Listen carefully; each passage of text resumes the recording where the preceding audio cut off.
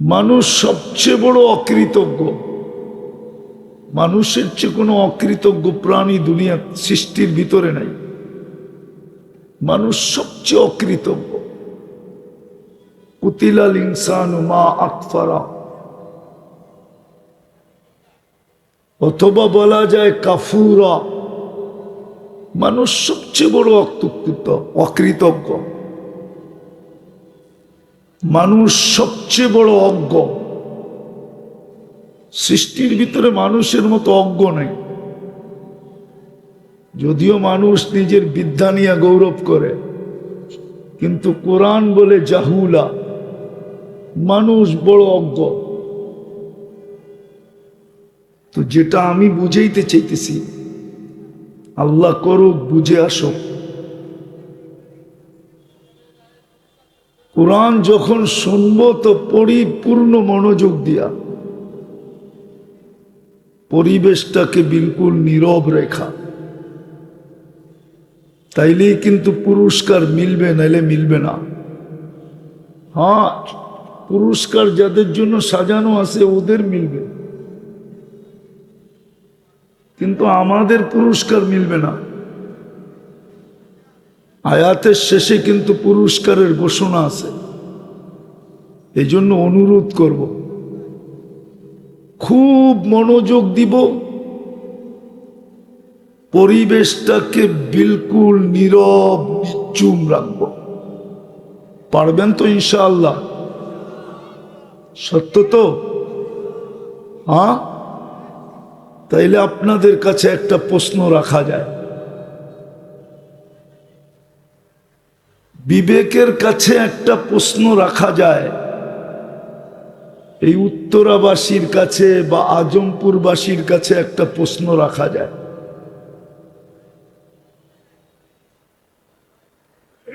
সেটা হলো, সৃষ্টির ভিতরে তো আল্লাহ আমাদেরকে শ্রেষ্ঠত্ব দিলেন মানুষ হিসাবে, আবার মানুষের ভিতরেও আমাদেরকে শ্রেষ্ঠত্ব দিলেন উম্মতে মুহাম্মদী হিসাবে। আমরা সৃষ্টির ভিতরে দুই দিক দিয়ে কিন্তু শ্রেষ্ঠ। এক তো হলো মানুষ হিসাবে সৃষ্টির ভিতরে আমরা সবচেয়ে শ্রেষ্ঠ। ওয়ালাকাদ কাররামনা বনি আদম, আমাদের চেয়ে শ্রেষ্ঠ কেউ নাই। যদিও যুক্তি বলে না, যুক্তি বলে মানুষ শ্রেষ্ঠ হবে কেন? একটু আগেই তো বললাম, মানুষ সবচেয়ে বিটগুটে দুর্গন্ধময় পানি দ্বারা তৈরি, এটা কেন শ্রেষ্ঠ হবে? শ্রেষ্ঠ তো হওয়ার কথা ছিল নূরের তৈরি, যেটা ওইটা শ্রেষ্ঠ হবে।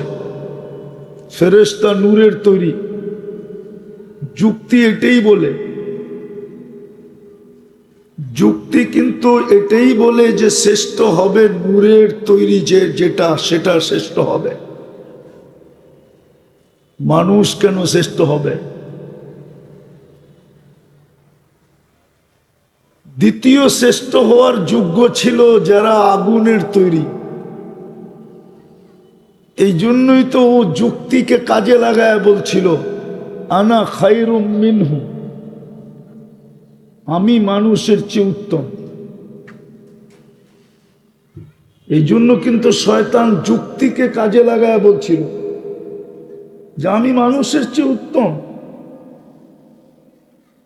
খালাকতাহু মিন তিন ওয়া খালাকতানি মিন নার, এটা তো মাটির তৈরি।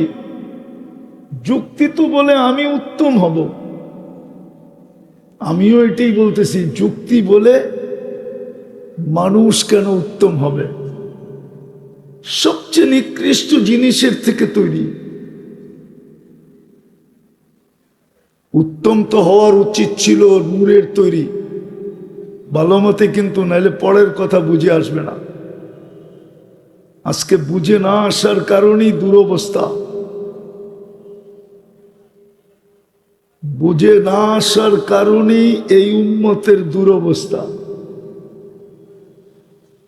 সমস্ত উম্মতের যদি দুরবস্থা হতো তাইলে এটা মাইনা নেওয়া যেত। কিন্তু এই উম্মতের দুরবস্থা কোনো যোগ বিয়োগে মিলে না, মাইনা নেওয়া যায় না। এই উম্মতের দুরবস্থা হবে কেন? যদি অ্যানালাইসিস করি, তাইলে চিন্তা করি, তাইলে এই উম্মতের দুরবস্থা হওয়ার কোনো সুযোগই ছিল না। কিন্তু এই উম্মত আজকে যে দুরবস্থার শিকার, 250 কোটি হওয়া সত্ত্বেও, 250 কোটি হওয়া সত্ত্বেও, 250 কোটি হওয়া সত্ত্বেও যেই দুরবস্থার শিকার, ইতিহাস তালাশ করলে দেখা যায় এরকম দুরবস্থার শিকার এই উম্মত কখনো ছিল না, কখনো ছিল না।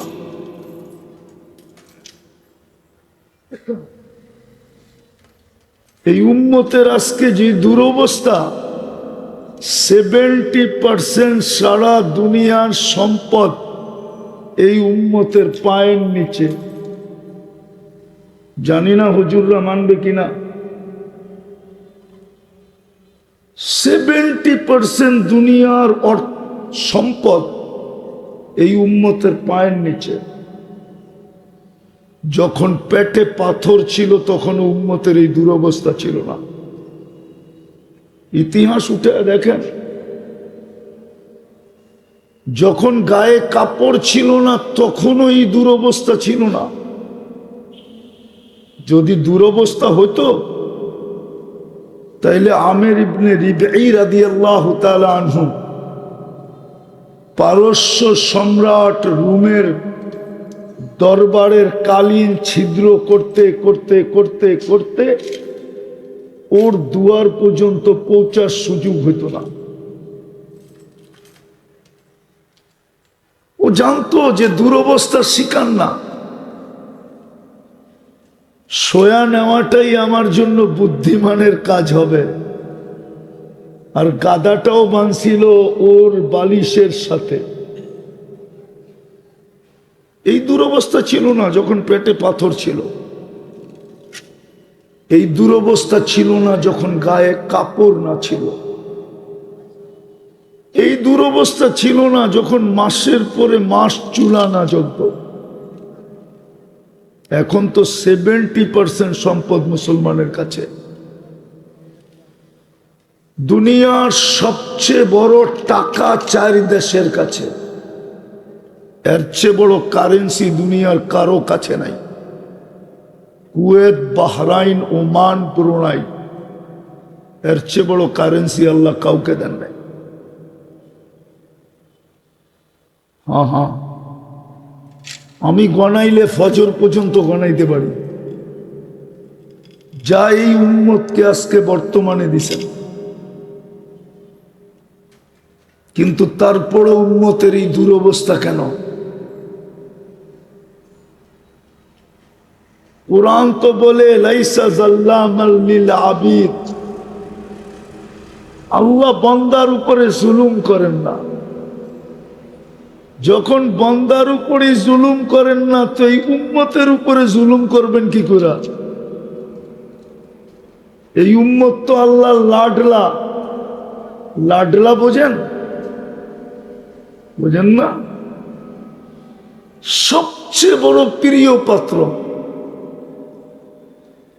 প্রিয় পাত্র যদি না হইতো তাহলে এতগুলা জিনিস এই উম্মতকে দিতেন না। প্রথম তো মুহাম্মদুর রাসূলুল্লাহ দিতেন না, এই উম্মতকে তো মুহাম্মদুর রাসূলুল্লাহ দিতেন না। কেননা মুহাম্মদুর রাসূলুল্লাহ দেওয়া মানে এই উম্মত আল্লাহর কাছে সবচেয়ে বেশি প্রিয়। এই জন্যই তো ঘোষণা দিয়েছেন খায়রে উম্মাহ, কুনতুম খায়রা উম্মাহ, মানব জাতির ভিতরে তোমরা সবচেয়ে শ্রেষ্ঠ, তোমরাই ফেমাস, তোমরাই আমার কাছে সবচেয়ে বেশি আধুনিক, তোমরাই আমার কাছে সবচেয়ে বেশি আপডেট। তোমরাই আমার কাছে একমাত্র প্রিয়।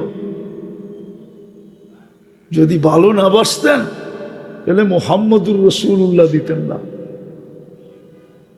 ওলামা একমত হবে আমার সাথে, মুহাম্মদুর রাসূলুল্লাহ দেওয়া মানি এই উম্মত কি আল্লাহর কাছে সবচেয়ে প্রিয়, লাডলা। হ্যাঁ, এই উম্মতের তো আল্লাহর কাছে 7 খুন মাপ। কয় খুন মাপ? কি কয়? আমি কম বলছি, নাইলে 100 খুনের উদাহরণ দিলেন কেন? বনি ইসরাইলের 100 খুনের উদাহরণ মুসলিম শরীফে আছে না নাই? না নাই? ওলামা কি বলে নাই? 100 খুনের উদাহরণ আছে। আচ্ছা, বনি ইসরাইলের 100 খুনের আসামিকে যদি মাফ করতে পারেন 2 কদম দিয়া, তাইলে তো এই উম্মতের হাজারো খুন আল্লাহ মাফ করতে পারেন কদম ছাড়া। ওইখানে তো কদম চলছে, এখানে কদম ছাড়াই মাফ করতে পারেন। হাদিসে কুদসি দিব? আচ্ছা, একটা দেই, ঠিক না? আল্লাহ তো বলে ফালাম্মা তায়াক্কানতা বিল বাওয়ার ওয়া যানানতা আন্নাকা মিন আহলিন নার মানাহতু ইলাইকা রিদওয়ানি ওয়াল্লাইতু ইলাইকা গফরানি ওয়া কুলতু লাকা লা তাহজান গফারতু লাকা যুনুবা ওয়াল আওসার ওয়া লিআজলিকা সাম্মাইতু নফসি আল আজিজুল গফফার। আফসোস যদি আপনারা আরবি বুঝতেন। এই উম্মতকে তো আল্লাহ সম্বোধন করে বলতেছে ফালাম্মা তায়াক্কানতা বিল বাওয়ার ওয়া যানানতা আন্নাকা মিন আহলিন নার। যদি তোর চিন্তায় তুই সিদ্ধান্তে পৌঁছলি যে ধ্বংস তোর জন্য অনিবার্য, দুজক তোর জন্য নির্ধারিত, এটা তোর সিদ্ধান্তে যদি তুই পৌঁছলি, মানাহতু ইলাইকা রিদওয়ানি, আমি রেজার চাদর দিয়া তোকে ডাকতে দেরি করি না। ওয়াল্লাইতু ইলাইকা গফরানি, তোকে মাগফিরাতের ভিতরে ডুবাইতে দেরি করি না। ছুটা এসব পিঠে হাত দিয়া বলতে থাকি, চিন্তার কোনো কারণ নাই, তোর গুনাহ খাতা মাফ। তোর জন্যই তো আমি আজিজুল গফফার। আরেকটা দিব, এই উম্মতের যে 7 খুন মাপ, আরেকটা দেখাবো। 7 খুন না, 700 খুন মাপ। হ্যাঁ, আমি প্রমাণ দিতেছি, দেখি ওলামা একমত হয় কিনা। আল্লাহ বলে ইয়াবসুতু ইয়াদাহু নাহারান হাত্তা ইয়াতুবা মাসি আল-লাইল। আল্লাহ বলে সারাদিন তোর জন্য হাত প্রসারিত করে থাকি। রাত্রে কত গুনাহ করলি, কি করলি, বড় বড় করলি না ছোট ছোট করলি, এটা আমার বিষয় ছিল না। বিষয় ছিল সূর্য উঠতে দেরি, তুই আমার কাছে মাপ চাইলি কিনা, এটা বিষয় ছিল। এটা বিষয় ছিল সূর্য উঠতে দেরি, মাপ চাইতে দেরি হলো না, এটা বিষয় ছিল। রাত্রে কি করলি, এটা বিষয় ছিল না। আবার বলে ইয়াবসুতু ইয়াদাহু লাইলান হাত্তা ইয়াতুবা মাসি আন-নাহার। আমি তো এই জন্যই বলি, একটা দিয়া আল্লাহ এই উম্মতকে ফাঁসায়া দিতে পারে, একটা দিয়া। আর আমার মনে হয় একটার কারণেই আজকে উম্মতকে আল্লাহ বারবার হলুদ কার্ড দেখাইতেছে, বিশেষ করে এই বাংলাদেশের উম্মতকে। হলুদ কার্ড চিনেন? গ্রিন কার্ড হাতে দিয়ে তো জন্ম দিছিলেন যে উম্মতে মুহাম্মাদি তুমি, গ্রিন কার্ড তোমার হাতে। মনে হয় গ্রিন কার্ড বলতে আবার আমেরিকান গ্রিন কার্ড বোঝে কিনা?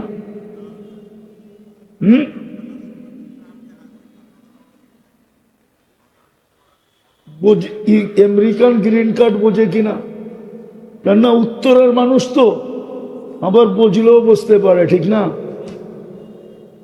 তো আল্লাহ তো আমাদেরকে গ্রিন কার্ড দিয়ে উম্মতে মুহাম্মাদি বানাইছিলেন, যে এই কার্ডটার সাথে রাখিস, যেখানে দেখাবি ওকে। মালাকুল মৌতকে দেখাইলো ওকে, কবরে দেখাইলো ওকে, কিয়ামতের মাঠে দেখাইলো ওকে, যেখানে দেখাবি ওকে। হুজুররা মনে হয় মানতে চাবে না। একটা দলিল দিমু বুখারীর থেকে। এই জন্যই মনে হয় ইমাম বুখারী রহমতুল্লাহ আলাইহি বলতে চাইতেছেন যে কবরের প্রথম প্রশ্ন মান রব্বুকা না। কবরের প্রথম প্রশ্ন মান রব্বুকা না। উনার সাথে ইমাম মুসলিম রহমতুল্লাহ আলাইহি সুরে সুর মিলাইছেন, বলছেন কবরের প্রথম প্রশ্ন মান রব্বুকা না। কবরের প্রশ্ন তিনটা, কিন্তু প্রথমটা মান রব্বুকা না। উনি বুখারী শরীফে নিয়ে আসছেন 1264 নম্বর হাদিস, কিতাবুল জানায়েজ 5 নম্বর পারায় এই হাদিস নিয়ে আসছেন যে কবরে প্রথম জিজ্ঞাসা করা হবে মা কুনতা তাকুলু ফি হাদার রাজুলি মুহাম্মাদিন। বলো, তোমাকে যে গ্রিন কার্ড দিয়া বানাইছিলাম উম্মতে মুহাম্মাদি, ওই গ্রিন কার্ডটা আছে কিনা বলো। ওনার রঙে তুমি রঙিন কিনা বলো। আমি পুরা পটভূমিটা তুলে ধরতেছি, তাইলে আরো সহজ হবে। ইমাম বুখারী রহমতুল্লাহ আলাইহি বাব বানছেন, বাব অধ্যায় নিয়ে আসছেন যে মৃত্যু ব্যক্তিকে দাফন করার পরে আত্মীয় স্বজন যখন ফিরতে থাকে, তখন মৃত্যু ব্যক্তি ওদের ফিরার জুতার আওয়াজ শুনতে পায় যে আমাকে রেখা চলে যেতেছে। তখনই 2 ফেরেশতা আসে আর মৃত্যু ব্যক্তিকে বসায়া জিজ্ঞাসা করে মা কুনতা তাকুলু ফি হাদার রাজুলি মুহাম্মাদি, বল তোর কাছে গ্রিন কার্ড আছে কিনা, তুই মুহাম্মদুর রাসূলুল্লাহর রঙে রঙিন কিনা বল। আগে এটা প্রমাণ কর, পরেরটা পরে দেখা যাবে। প্রথম প্রমাণ করতে হবে মুহাম্মদুর রাসূলুল্লাহর রঙে রঙিন কিনা। এই জন্যই আমি বলতে শুরু করছিলাম যে মানুষ হিসাবে সৃষ্টির ভিতরে শ্রেষ্ঠত্ব দিছেন, আর মানুষের ভিতরে আমাদেরকে উম্মতে মুহাম্মদী হিসাবে শ্রেষ্ঠত্ব দিছেন। এই উম্মতের তো দুর্দশার হওয়ার কথা ছিল না। পেটে যখন বাচ্ছিল না তখনই তো দুর্দশা ছিল না। বর্তমানে যতটুকু দুর্দশার শিকার এই উম্মত, পেটে যখন বাচ্ছিল না তখনও এতটুকু দুর্দশার শিকার ছিল না। পরনে যখন কাপড় ছিল না তখনও এতটুকু দুর্দশার শিকার ছিল না। এক কাপড়ে যখন স্বামী স্ত্রীর জীবন চলতেছিল তখনও এতটুক দুর্দশার শিকার এই উম্মত ছিল না। প্রমাণ স্বরূপ আমি বলতেছিলাম মুহাম্মদুর রাসূলুল্লাহ সর্বপ্রথম প্রমাণ। আপনি মুহাম্মদুর রাসূলুল্লাহ পাইছেন। যদি মুহাম্মদুর রাসূলুল্লাহ প্রমাণ না হইতো তাহলে আমি কিতাব থেকে একটা প্রমাণ দিতেছি। যদি মুহাম্মদুর রাসূলুল্লাহ সাল্লাল্লাহু আলাইহি ওয়াসাল্লাম আমার কথার প্রমাণ না হইতো তাহলে আমি কিতাব থেকে একটা প্রমাণ দিতেছি। কিতাব থেকে দিতেছি, বাদায়া নেহায়া লেখা আছে, ওইখানে লেখা না থাকলে আমি বলতাম না যে দানিয়াল আলাইহিস সালাম শুধু এই উম্মতের হাতের মাধ্যমে কাফন দাফন পাওয়ার জন্য 2500 বৎসর অপেক্ষা করছেন। মৃত্যুর পরে ওনার দোয়া ছিল, আল্লাহ মৃত্যুর পরে যেন আমাকে সুরক্ষিত রাখা হয়। উম্মতে মুহাম্মাদি যেদিন আসবে এদের হাতের মাধ্যমে যেন আমাকে কাফন দাফন করা হয়। কেননা আমি এই ফজিলতটুকু পাইতে চাই। কেননা উম্মতের মোহাম্মদের ফজিলত, মোহাম্মদুর রসুল্লাহর উম্মতের ফজিলত যতটুকু আমি জানছি, আপনি আমাকে জানাইছেন বিদায় আমার মন বলে আমি ওদের হাতের ছোঁয়া চাই। আর কোরআনও এই কথা সাক্ষী দেয়, মাসালুহুম ফিত তাওরাত ওয়া মাসালুহুম ফিল ইনজিল। আমাদের প্রশংসায় তৌরাত ভরা ছিল, ইনজিল ভরা ছিল, জবুর ভরা ছিল। আসমানি কোনো কিতাব নাই যেটার ভিতরে আমাদের আলোচনা না ছিল। কোনো নবী রসুল এরকম আসেন নাই যাদের মুখে আমাদের আলোচনা না ছিল। আদম আলাইহিস সালাম থেকে নিয়ে ঈসা আলাইহিস সালাম পর্যন্ত আমাদের আলোচনাই আলোচনা ছিল। যদি আমাদের আলোচনা না থাকবে তো ঈসা আলাইহিস সালাম কেন দোয়া করলেন যে আল্লাহ আমাকে উম্মতে মুহাম্মদী বানায় পাঠায়েন? আল্লাহ কেন কবুল করলেন? উনি কেন আসবেন? উনি দাজ্জালকে কেন হত্যা করবেন? কিন্তু যেদিন আসবেন উনি ইমামতি তো করবেন না, ইমামতি তো করবেন মাহদী আলাইহিস সালাম। উনি বলবেন ইমামতি করার অধিকার আমার নাই, এখন পর্যন্ত নাই যতক্ষণ আপনি বেঁচে আছেন। কেন আপনি উম্মতের ইমাম, আমি উম্মতের একজন ব্যক্তি। আপনার পরে যখন ইমামতি আমার কাছে আসবে তখন আমি ইমামতি করব, কিন্তু আজকে তো আপনি ইমাম। তো শ্রেষ্ঠত্বের প্রমাণ হলো মুহাম্মদুর রাসূলুল্লাহ। খোলার সময় আমার কাছে নাই, নইলে এটাকে অনেক খোলা যায়।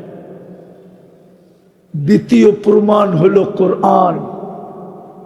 কি কি কি কি? কোরআন কালামুল্লাহ, কোরআন না কালামুল্লাহ। আল্লাহ নিজের কালাম দিয়া দিছেন, নিজের কালাম আমাদেরকে দিয়া দিছেন। কিন্তু আফসোস, আমার জাতি 90 জন কোরআন পড়তে জানে না, নারী পুরুষ শতকরা 90 জন পড়তে পারে না। জানি না উত্তরার মানুষ রাগ হয়ে গেল কিনা, একমত আপনারা? শতকরা 90 জন কোরআন পড়তে জানে না।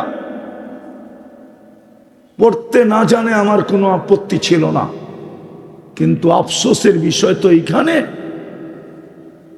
যদি ঘরে ঢুকার সাথে সাথে কোরআনটা চোখের সামনে পড়তো তাইলেও হয়তো মনটাকে বুঝাইতে পারতাম যে ঘরে ঢুকার সাথে সাথে কোরআনটা চোখের সামনে পড়ে। কিন্তু সমস্ত মুসলমানের ঘরে তো ঢুকার সাথে সাথে টেলিভিশনটা চোখের সামনে পড়ে। কোরআনটা তো চোখের সামনে আনতে হইলে বড় আলমারি খুঁজা খুঁজা আনতে হয়। রাগ হয় না, পায়ে হাত রাখে। টেলিভিশনটা তো সামনে পড়ে, চোখের সামনে। কোরআনটা তো চোখের সামনে পড়ে না। ঘরে ঢুকার সাথে সাথে কোরআনটা চোখের সামনে পড়ে না। উচিত ছিল ঘরে ঢুকার সাথে সাথে যেন কোরআনটা সামনে পড়ে, এমন জায়গায় কোরআনটাকে রাখা উচিত ছিল। কমসে কম কোরআন দেখা হইল কোরআনের কিছু না কিছু মহত্ব, গুরুত্ব, বরত্ব, সম্মান, এটার ছোঁয়া হইল আমার দিলে লাগতো। কিন্তু আফসোস, টেলিভিশনটা চোখে পড়ে ঘরে ঢুকার সাথে সাথে, বেডরুমে ঢুকার সাথে সাথে টেলিভিশনটা চোখে পড়ে, কোরআনটা পড়ে। রাগ হয়েন না। আরেকটা বলবো, কোরআন 90% কোরআন পড়তে জানে না, কিন্তু কোনো আপত্তি ছিল না যদি ডেলি কোরআনটাকে নিয়ে একবার চুমা দিত। শুধু চুমা দিয়া বলতো বুকে লাগায়, মালিক তোর কালাম। পড়তে পারি না, ভালো তো বাসতে পারি। পড়তে তো পারি না, ভালো তো বাসতে পারি, কিন্তু আমার জাতি তো কোরআন বৎসরের পর বৎসর ছুঁয়া দেখে না। এই মজমায় পাওয়া যাবে। কবে কোরআন ছুঁয়া দেখছে বলতে পারবে না, নাই এই মজমায় কেউ। আমি হাত উঠাইতে বলবো না, আছে তো? হ্যাঁ, যুবকরাও বলতে পারবে না ওরা কবে কোরআন হাত লাগায় দেখছে, ছুঁয়া দেখছে, বলতে পারবে না। অথচ আপনারা বললে হাসবেন, ওরাও হাসবে, সবাই বলবে হুজুর হাস্যকর কথা বলল। ওরা ডেলি 2, 4, 10 বার মোবাইল টাচ করে চুমা দেয়। জিগান দেয় না, না দেয়? সত্য তো? অর্তকী, নর্তকী, গায়িকা, সায়িকা, নায়িকা দেখে 2 জন 3 জন মিলা একজন আরেকজনকে খোঁচা দেয়, দেখছ জিনিসটা কি? তো হিট হয়ে যায়, ঠান্ডা হবে কেমনে? মোবাইলের ভিতরে হাত ঢোকে না, কোথায় নাচে জানে না। তো এইখানে বই মজা লয়, মোবাইলের টাচ করে চুমা দেয়। জিজ্ঞেস করেন ওদেরকে, আমি যদি ভুল বলে থাকি। অথচ কবে কোরআনকে চুমা দিছে এটাও জানে না। রাগ হয়ে যাবেন? বলবো এই উত্তরেই আছে, ঘন্টার পর ঘন্টা সিরিয়াল দিয়া বসা থাকে ডাক্তারের কাছে, আর মোটা মোটা ভিজিট দেয়, মোটা মোটা। কেননা উত্তরার ডাক্তারদের ভিজিট আর ওই কমলাপুর সমলাপুরের ডাক্তারের ভিজিট তো এক না, ঠিক না? তো লম্বা লম্বা ভিজিটও দেয়, 4, 4, 5, 5 ঘন্টা বসেও থাকে। কিন্তু একজনও হবে না এখানে যে কোরআনটাকে চাইপা নিয়া বলছে, মালিক শুনছি কোরআনের ভিতরে শেফা রাখা আছে, তুই কোরআন নাকি শেফা হিসাবে নাজেল করছিস। ও মালিক, আমার শেফার দরকার, তোমার কালাম শেফা দিয়া করবে তো করবে কি, আমার শেফার দরকার। আমি বুকে চেপা ধরলাম, ওই পর্যন্ত ছাড়বো না যতক্ষণ পর্যন্ত তোমার কোরআনের শেফা আমার ভিতরে না যাবে। বলেন এখানে কেউ আজ পর্যন্ত বুকে চেপা ধরছে? আমারটা অযৌক্তিক হইলে বলেন আপনার জুতা আমার গাল, যদি অযৌক্তিক হয়। কোরআনকে তো চেপা ধরে না। কসম, আপনি চাইপা মাস ভর চাইপা ধরেন, দের হায় আন্দের নিহি হ্যায়, এটাই সত্য প্রবাদ বাক্য। 2 দিন দেরি হইতে পারে কিন্তু অন্ধকার হবে না। 10 দিন চাইপা ধরে দেখেন না, 20 দিন দেখেন না, 30 দিন দেখেন না, একদিন না একদিন কোরআনের শেফা আপনার বুক ফাইরা আপনার ভিতরে ঢুকবেই ঢুকবে, ঢুকবেই ঢুকবে, ঢুকবেই ঢুকবে। আর কোরআনই সত্য, নুনাজ্জিলু মিনাল কোরআনি মা হুয়া শিফা। আল্লাহ বলে এটা তো শেফার জন্য। এই জন্যই তো কোন আল্লাহওয়ালা লিখছিলেন, इलाज अगर हो सके कुरान और हदीस से, इलाज अगर हो सके कुरान और दुआ से, परहेज करो दवा से। যদি তুমি চিকিৎসা নিতে পারো কোরআন দ্বারা, কোরআনের কাছ থেকে যদি তুমি চিকিৎসা যদি তুমি আদায় করে নিতে পারো, আল্লাহর রসুলের দোয়ার থেকে যদি তুমি শেফা আদায় করে নিতে পারো, তাহলে দাওয়ার কাছে যাও। একটা গবেষণা আপনাদেরকে শুনাইতেছি আমি, একটা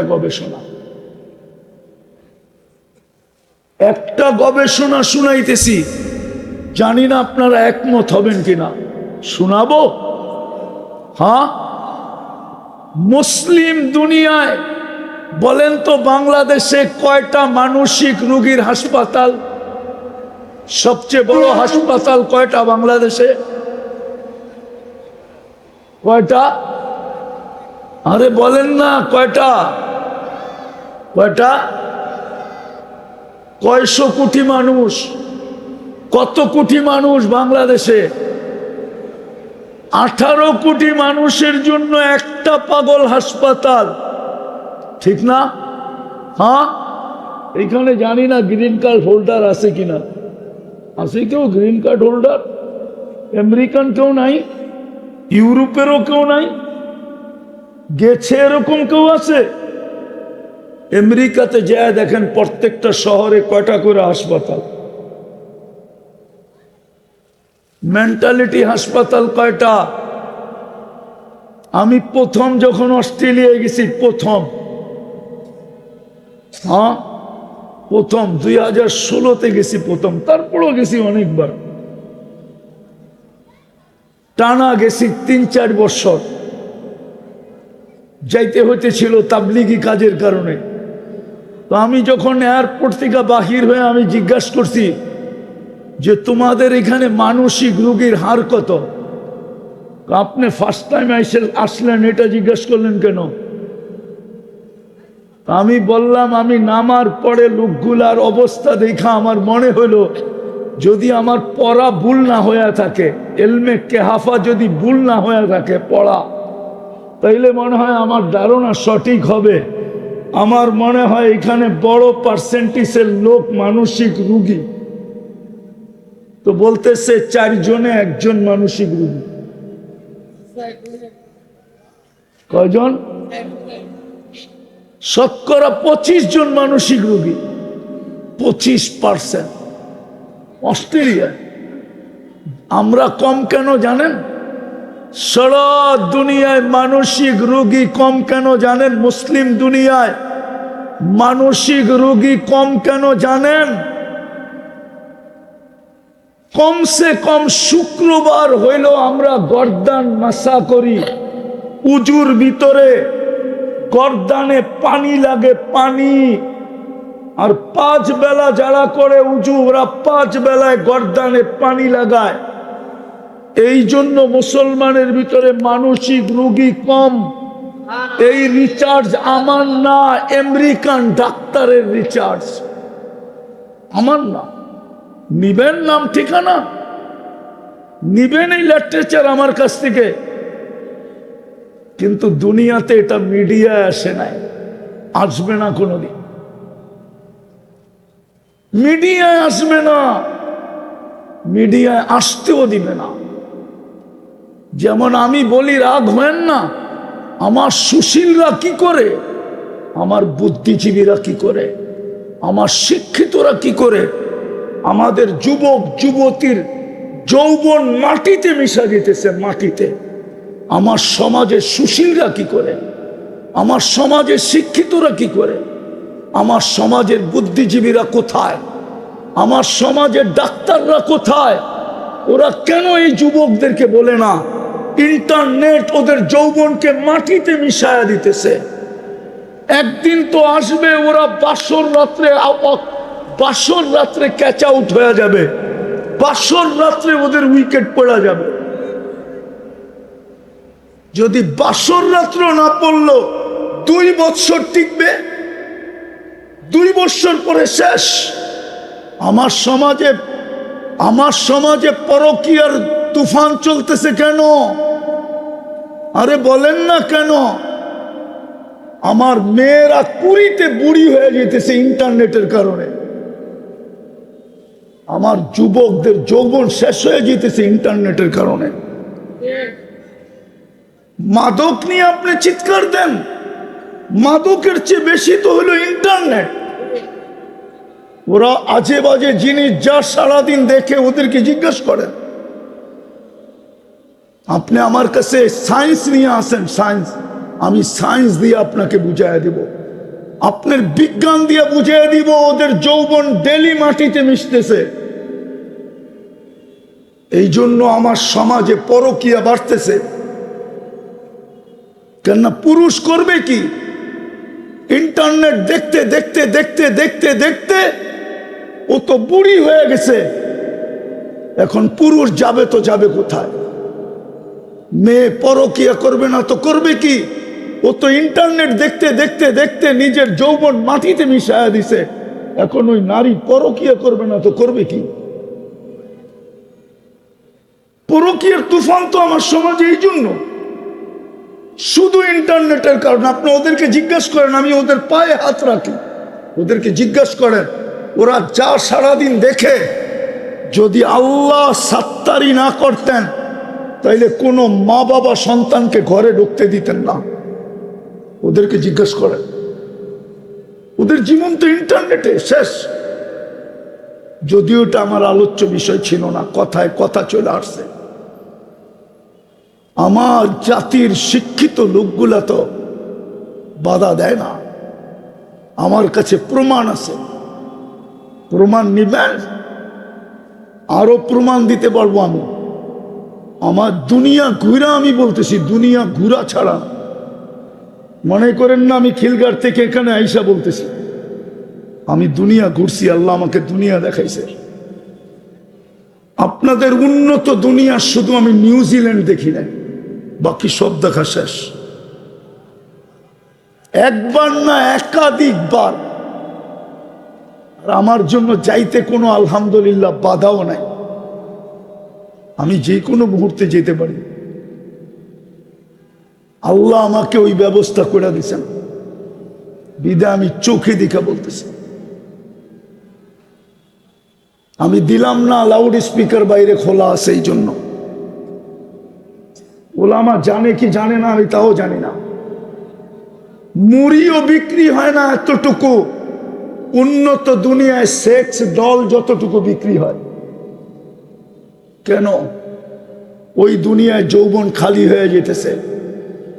এই জন্যই তো আমি বলি, মুসলিম যুবকরা যদি যৌবনকে সুরক্ষিত করত, তাইলে কয়েকদিন পরে আমরা গার্মেন্টসের কাপড়ের জায়গায় যৌবন এক্সপোর্ট করতাম। যৌবন হোয়াইটরা আসতো আর বলতো সব আমার,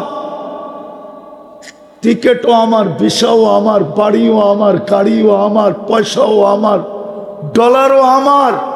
আমার যৌবন দরকার, চল তুই আমার সাথে, তুই শুধু এনজয় করবি, চল। আমার যৌবন দরকার। আমার দেশে যৌবন নাই, মানুষ আছে যৌবন নাই। কিন্তু ওদের কাছে তো থিওরি হইল, হাম তো ডুবে হ্যাঁ সনম তুঝে লে ডুবেঙ্গে। আমরা তো ডুবছি, তো করে ডুবায় ছেড়া দিন। আজকে যুবক যুবতী ডুবতেছে, আমরা বললে আমাদেরকে উল্টা ব্যাখ্যা করা হয়। আমরা বলে কি বলে দেশপ্রেমিক না, আমরা বলে ব্রন্ড মাইন্ডের, আমাদের জ্ঞান গভীরতা নাই, আমরা কিচ্ছু বুঝি না, এরা মোল্লা। এই জন্যই আমাদেরকে কানে ধরে ঘুরাইতে সহজ হয়, ঠিক না? ঠিক না? কি বলেন? তো যেটা বুঝাইতেছিলাম, 2 নম্বর প্রমাণ ছিল যে আল্লাহ নিজের কালাম দিলেন, রসুল দিলেন, কালাম দিলেন। কিন্তু কালামকে তো ছুঁয়েও দেখি না, চুমা দিয়েও দেখি না, বুকে লাগায়ও দেখি না, বুকে লাগায়ও দেখি না। আরো শ্রেষ্ঠত্বের প্রমাণ দেওয়া যায়। ওলামাদের কাছে আমার প্রশ্ন, কোন উম্মতকে আল্লাহ এইভাবে মসজিদ বানাইতে দিছিলেন যেইভাবে আজকে আমরা মসজিদ বানাই? জুইলাত লিয়াল আরদু মসজিদা, কোন উম্মতের জন্য ঘোষণা ছিল কিনা? কোন উম্মত এইভাবে যেখানে খুশি সেখানে মসজিদ বানাইতে পারতো কিনা? পারতো না। এটাও আমাদের শ্রেষ্ঠত্বের প্রমাণ যে আল্লাহ পুরো জমিনকে আমাদের জন্য মসজিদ বানায় দিয়েছেন। সেজদা করতে দেরি, আমি তুলা নিতে দেরি করব না। কিন্তু আমি শেষ জায়গায় চলে আসছি। প্রশ্ন আপনাদের কাছে, বিবেকের কাছে, সৃষ্টির ভিতরে আমাকে মানুষ হিসাবে শ্রেষ্ঠত্ব দিলেন, বলেন আপনার আমার ভিতরে মানবতা কতটুকু? আল্লাহ তো মানুষকে মূল্যায়ন করবেন, জানোয়ারকে তো করবেন না। আপনি বলবেন আমি তো মানুষ হিসাবেই মরব, কিন্তু কোরআন তো বলে না। কোরআন তো বলে মানুষ হিসাবে জন্ম নিলেই মানুষ হয় না। যদি হইতো তাহলে হাতের বানানোটাকে কেন আল্লাহ জানোয়ার বলতেন? মানুষকে তো হাত দিয়ে তৈরি করছেন। সমগ্র সৃষ্টিকে তো আল্লাহ তৈরি করছেন 2 অক্ষর দিয়া, মানুষকে তো তৈরি করছেন কুদরতি হাত দিয়া। সমগ্র সৃষ্টিকে তো তড়িঘড়ি কমপ্লিট করছেন 6 দিনে, আপনাকে আমাকে তো কমপ্লিট করলেন 10 মাসে। আপনাকে কেন জানোয়ার বলবে? আরো 2-4টা দেখাবো। সৃষ্টির ভিতরে সবচেয়ে সৌন্দর্য দিল আপনাকে, পুরা ভান্ডারটা যেন সৌন্দর্যে লাগায় দিল আপনার উপরে, ওটাকে জানোয়ার বলবেন কেন? 4 কসম খায়া ঘোষণা দিলেন সৃষ্টির ভিতরে সবচেয়ে সুন্দর গঠন তোর। 3 ওয়াসাইতুন ওয়া তুরে সিনিন ওয়া হাদাল বালাদিল আমিন। 4 কসম খাওয়ার পরে বললেন সবচেয়ে সুন্দর গঠন তোর। ওই গঠনের জিনিসটাকে কেন আল্লাহ জানোয়ার বলবেন? জানোয়ার। আরেকটা বলবো, সাজাইতে সাজাইতে, যার শব্দটা যদিও আল্লাহর জন্য শোভনীয় না, কিন্তু আমি বুঝানোর জন্য বলতেছি, সাজাইতে সাজাইতে সাজাইতে সাজাইতে ঘোষণা দিলেন ইন্নী লাকা মুহিব্বা, আই লাভ ইউ। যে মানুষের প্রেমে পড়ে গেলেন, ভালোবাসায় পড়ে গেলেন, ওই মানুষটাকে জানোয়ার বলবেন কেন? বোঝা গেল মানুষ মানুষ হইলেই মানুষ হয় না। বিদায় আপনি আর আমি যে সৃষ্টির সেরা হইলাম মানুষ রূপে, মানবতা কতটুকু? আপনি বলবেন মানবতা শিখবো কোথায়? তাইলে আপনারা কেন বলেন মানবতার দূত কে? হুজুররা বলো কে? আরে বলেন না, ছাত্ররা বলো না। মানবতার দূত তো হইল মুহাম্মাদুর রাসূলুল্লাহ। আপনার ভিতরে মানবতা কতটুকু? মানবতা যদি হইতো তাহলে আমার সমাজের এই চিত্র হয় কি করে, যেটা স্টেজে বলাও যায় না, চিত্র তুলা ধরাও যায় না। হইতে পারে তুলা ধরতে গেলে আমার গাড়ি এইখান থেকে বাহিরও হবে না, হইতে পারে আমি উত্তরা ক্রসও করতে পারবো না। আমার সমাজের চিত্র এরকম কেন হবে যদি মানবতা থাকে? মানবতা থাকলে তো এরকম ছিল চিত্র, যুদ্ধের ময়দানে জীবনটা বাহির হইতেছে পিপাসায়, আপন ভাই পানি নিয়ে ছুটা গেছে, পাশের থেকে একজন ডাক দিছে পানি, বলছে ভাই ও পিপাসিত বেশি, ওর কাছে জানা। ওইখানে যাওয়ার পরে আরেক জায়গার থেকে আওয়াজ আসছে পানি, তো দ্বিতীয় বলছে ও আমার চেয়ে বেশি পিপাসিত, ওইখানে যান না। তো ওইখানে যায় দেখে দুনিয়ায় নাই, দ্বিতীয় জনের কাছে আইসা দেখে দুনিয়ায় নাই, আপন বাড়ির কাছে আইসা দেখে ও নাই। এটার নাম তো ছিল মানবতা।